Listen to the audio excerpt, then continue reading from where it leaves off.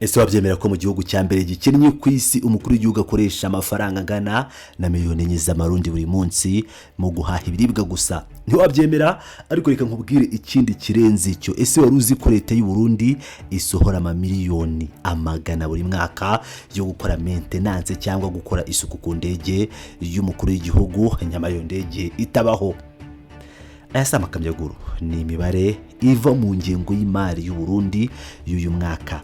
Ibi kubera mu biro bya Perezida Evariste Ndayishimiye biteye amakenga rwose. Muri iyi nkuru tugiye gucukumbura uburyo amamiliyaridi asohoka mu gihugu kiganye ubukene akoreshwa mu bintu bidafututse, ibintu bidasobanutse cyangwa imishinga idasobanutse, n'uburyo kwitegura amatora bishobora kuba ari byo biri inyuma y'uko gusahura umutungo w'igihugu ku mugaragaro. Reka duhere ku kintu kigaragara nk'igito ariko gihishe byinshi: amafaranga agenerwa guhaha ibiribwa by'umukuru w'igihugu. Muri uyu mwaduko w'ukwezi gushya, imibare igaragaza ko Perezida Ndayishimiye yikubiye miliyoni enye z'amafaranga y'amarundi buri munsi yo guhaha gusa. Reka tubisubiremo inyuma gato kugira ngo wumve uburemere bw'iki kintu. Ubwo Evariste Ndayishimiye yajyaga ku butegetsi mu mwaka wa 2022, yasanze uwo yasimbuye nyakwigendera Petero Nkurunziza yarakoreshaga miliyoni 110 ku mwaka mu guhaha. Uramutse ubigabanyije ku munsi cyangwa ugafata amafaranga ukayashyira ku munsi, byari nko mu bihumbi 300 by'amarundi buri munsi. Kuri Nkurunziza ibyo nabyo byari byinshi mu gihugu nk'icyo, ariko byibuze birumvikana cyangwa byakumvikana nk'umukuru w'igihugu. Ariko se byaje kugenda gute? Ndayishimiye yageze ku ntebe, yatangiye kuzamura iyo mibare gahoro gahoro. Mu mwaka w'ingengo y'imari ushize 2025-2026, Perezida Ndayishimiye yasinyiwe guhaha akoresheje miliyoni 3 ku munsi. No kuvuga ngo niyo mafaranga yari yemerewe yo guhaha. Urabona ko atanyuzwe. Muri uyu mwaka w'ingengo y'imari utangiye, byabaye ndetse ibindi ibihe by'umukuru w'igihugu byasabye kandi byemererwa miliyari 1 na miliyoni 404 1 billion kugira ngo byumve neza, miliyari 1 na miliyoni 404 z'amafaranga y'amarundi yo kugura ibiribwa mu mwaka umwe gusa. Ibi ni ukuvuga hafi miliyoni 4 z'amarundi ku munsi buri munsi. Iminsi 365 y'umwaka wahiteranya akaba aribwo bijya kungana na miliyari 1 n'igice z'amafaranga y'u Burundi. Gitangaje kandi kinababaje nuko abandi bayobozi bose mu gihugu bo bagumishijwe ku mafaranga bari basanzwe bahabwa. Ni Perezida wenyine wongereweho ako kayabo. Twakoze iperereza kuri aya mafaranga y'umurengera, turibaza tuti ese umuntu arya miliyoni 4 gute ku munsi? Amakuru yizewe yerekana ko iri tunda ry'amafaranga atari ryo kugura ibiryo gusa. Nama yari yo gusohora amafaranga ya leta kugira ngo akoreshwe mu kugura amasambu y'umukuru w'igihugu bwite ndetse no guhemba abakozi bakora mu mirima ye bwite. Ibi bihabanye cyane n'isura Perezida Ndayishimiye akunda kwiyambika. Akunze kugaragara yiyita umuhinzi wa mbere, akirata imbere y'abarundi ko ibigega bye byuzuye toni na za toni z'ibiribwa. Ese niba uri umuhinzi w'icyitegererezo wifitiye ibigega byuzuye, kuki utwara imisoro y'abaturage miliyoni 4 buri munsi zo kugura ibiribwa? Iki ni ikibazo umunyapolitiki utavuga rumwe n'ubutegetsi Agathon Rwasa yabajije ubwo yari akiri mu nteko ishinga amategeko. Yabajije impamvu bahora bozamura amafaranga yo kugaburira umukuru w'igihugu kandi yivugira ko afite ibigega byuzuye. Iki kibazo cyabuze igisubizo, ndetse isesengura ryimbitse ryerekana ko gutinyuka kubaza ibi bibazo ari imwe mu mpamvu zikomeye zatumye Agathon Rwasa n'ishyaka rye batemererwa kongera kwiyamamaza mu Burundi. Kubaza iby'ingengo y'imari ya Perezida ni nko gukora mu jisho ry'intare. Reka tuve ku byo kurya tujye ku yandi mafaranga asohoka mu biro by'umukuru w'igihugu, ariko ntihagire umenya icyo akora. Mu ngengo y'imari y'uyu mwaka handitswemo ko ibiro by'umukuru w'igihugu bihawe miliyaridi 17 zo kubaka inyubako rusange. Uwo ukwibaza uti ese Perezida yahindutse minisitiri w'ibikorwa remezo? No mu mwaka ushize aya mafaranga yari yayahawe, ariko twarabajije turareba dushakisha hirya no hino mu gihugu, ntaho twabonye hatahwa izo nyubako yaba yarubatse. Ibi bitwibutsa ikindi igikorwa cyabaringa. Kugeza na n'ubu ibiro by'umukuru w'igihugu ntibirerekana icyo byakoresheje miliyari hafi 300 z'amarundi zari zigeneye gukwirakwiza inkwavu ku misozi yose y'u Burundi mu mwaka wa 2022, 2023 nako 2024. Miliyari 300 z'inkwavu zarabuze. Ubu noneho haje miliyari 17 z'inyubako zitagaragara. Kuki amafaranga adahabwa Minisiteri ishinzwe ibikorwa remezo ibifitiye ubushobozi n'abatekinisiye? Impamvu irumvikana, iyo amafaranga agiye mu biro bya perezida kugenzura uko yakoreshejwe biba ikizira. Noneho reka nkubwira gashya ku mwaka. Muri ingengo y'imari leta y'u Burundi yateganyije amafaranga angana na miliyoni zirenga 337. Ayo ni amafaranga y'amarundi yo kubungabunga no gukoresha isuku ku ndege y'umukuru w'igihugu. Ikibazo kimwe gusa kiri aha ni iki: u Burundi nta ndege y'umukuru w'igihugu ubugira, ntabwo ibaho. Kugira ngo murabizi, urabumva neza, abasora batanga amafaranga buri mwaka yo gukora maintenance cyangwa gusana indege y'abaringa itaba ku kibuga cy'indege cy'u Burundi.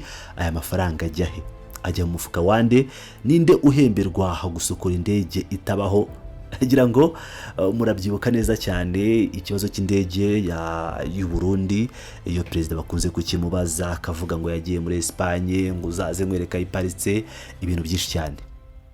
Iyo usesenguye rero neza uburyo amafaranga asohoka, ubona ko hari isanduku y'ibanga yashyizweho kugira ngo ifashe mu bikorwa bya politike bitazwi. Urugero, hari amafaranga ahabwa umukuru w'igihugu buri mwaka yitwa ayo gushyigikira ibikorwa byiza. Uyu muco watangijwe na Perezida Nkurunziza, we yasabaga miliyari 2, nubwo nayo atari make. Nibura mu gihe cye abantu benshi baganaga ibiro bye bagafashwa kuko yarazwiho kugira ubuntu bwa politiki. Ariko se kuki kuri Ndayishimiye ho bimeze bite? Ubundi kuri Ndayishimiye umwaka ushize yahawe miliyari 12. Uyu mwaka w'ingengo y'imari ahawe miliyari 15, ziyongeraho miliyari 3 zose mu kiswe gushyigikira ibikorwa byiza. Mu gihugu abantu babura imiti mu bitaro, imihanda yarangiritse yagiye icikamo kabiri. Ibyo bikorwa byiza bihabwa miliyari 15 n'ibihe. Ikindi gisesa kizamura amafaranga ku buryo buteye ubwoba n'urwego rw'iperereza. Muri 2024-2025 iperereza ryahawe miliyari 13.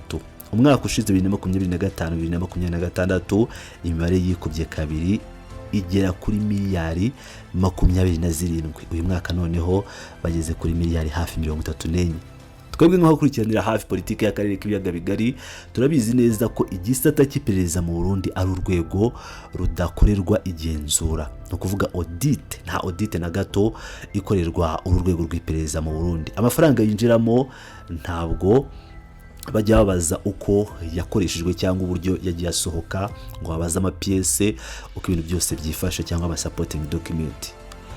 Kuzamura ingengo y'imari y'iperereza bingana gutya akenshi biba bigamije kunyereza amafaranga nta ukomye cyangwa se gutera inkunga ibikorwa byo gukandamiza abatavuga rumwe n'ubutegetsi, cyane cyane ko igihugu cyerekeza mu matora. Turetse n'ibyo gusesagura bigaragara mu bintu byagakwiye kuba bidakorwa mu gihugu cyaka inguzanyo nyinshi kugira ngo kizishyure imyenda. Reka nguhe ingero nkeya cyane. Urugero rwa mbere, urumuri rw'amahoro, igikorwa benshi babona nk'imihango ya gipagani cyangwa politike y'ishyaka, kizatwara igihugu asaga miliyari 1. Urugero rwa kabiri, ibitaramo by'amasengesho, kugira ngo mujya mubibona bya bindi Sebarundi, ubwo ndavuga uyu uriho ubu ngubu General Neva ndetse na Nkurunziza bakundaga kugaragaramo, ngo bya biterane by'amasengesho nyine turi kuvuga bitegurwa n'umuryango w'umukuru w'igihugu kugira ngo bereke abaturage ko bubaha Imana, bizatwara miliyoni zirenga 700 z'amafaranga y'amarundi y'igihugu. Umve neza, amasengesho arishyurwa. Cya gatatu, ibiro by'umugore w'umukuru w'igihugu, ibyo twakwita First Lady's Office. Ibyo biro byonyine bizatwara akayabo ka miliyari hafi 4 z'ingengo y'imari. cya kane ni ikinamico ry'imodoka. Kugura no kubungabunga imodoka byo mu biro bya perezida no kuvuga maintenance bizatwara miliyari zirenga 10. Muri izo asaga miliyoni 500 azagura imodoka nshya rwose. Reka dukora imibare kuko byo biteye isoni. Kubungabunga no gukora isuku maintenance ku modoka zose zo mu biro by'umukuru w'igihugu bizatwara asaga miliyari 5. Bivuze ko buri munsi hasohoka miliyoni 14 zo gusuzuma izo modoka gusa maintenance.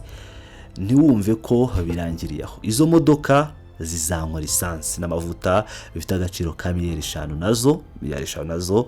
Mu yandi magambo, imodoka z'ibiro bya perezida zinywa igitoro cya miliyoni 14 ku munsi. Ubishyizemo muri litiro ni litiro 3500 z'igitoro ku munsi umwe. Litiro 3500. Ubwo ngubwo ugiye kubara ukavuga uti zanyweye full tanka izo modoka zose, twavuga ari amajipe yose, byaba ari amajipe menshi. Niba hari umuntu waba warabonye imodoka za perezida wa Tanzania, ubwo yaba ari nka perezida wa Tanzania kuko niwe ushobora kumara amasaha 2 imodoka zitarashira zitwara umukuru w'igihugu. Turacyari Burundi mu gihugu cya mbere ku isi gikennye. Ese izi modoka zikora akazi katuma zinywa igitoro 3000 n'igice buri masaha 28. Ubwo turi kuvuga zihora zigenda. Ibi biteye amakenga rwose kandi byerekana ubusahuzi bwambaye ubusa. Ibintu byose turimo kubona, ibiryo bya miliyoni 4 ku munsi, ndege itabaho, ingengo y'imari y'isuku na maintenance, inkwavu zabuze, iperereza rihabwa akayabo, n'imodoka zinywa litiro 3500 ku munsi, iminsi 365 nta munsi usimbutsemo, naho bihuriye na gato n'igihugu kiganya buri munsi ko kidafite ubushobozi. Aya mafaranga apfa ubusa mu masengesho, mu nzoga cyangwa mu bindi bitazwi. Yashoboraga kubaka ibyumba by'amashuri, yashoboraga kugura imiti mu mavuriro yo mu byaro, yashoboraga guhabwa urubyiruko rukihangira imirimo rukaniteza imbere, ruteza imbere igihugu. Ariko se kuki byabaye hano?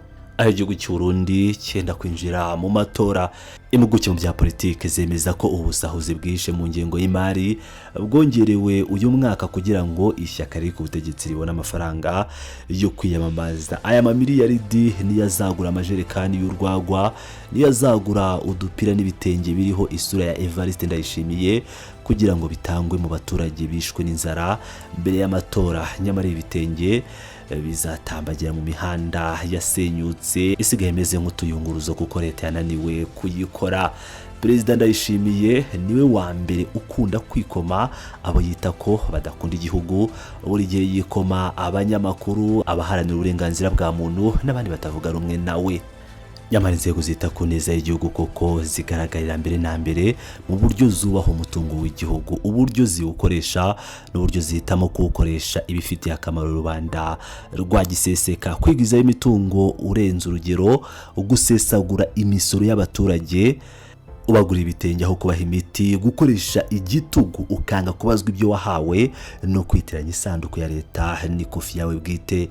Ibyo nibyo bimenyetso simusiga by'ubutegetsi butabereye. Ese wowe urabibona ute? Ibuka gusiga igitekerezo cyawe ahandikirwa comment aho hasi, ukore subscribe niba utarayikora, ndetse usangize iyi nkuru abandi kugira ngo nabo bakomeze kugenda babona amakuru menshi cyane agezweho nk'ibi ngibi bivuga kwa Sebarundi. Tubonane mu kanya mu yindi nkuru.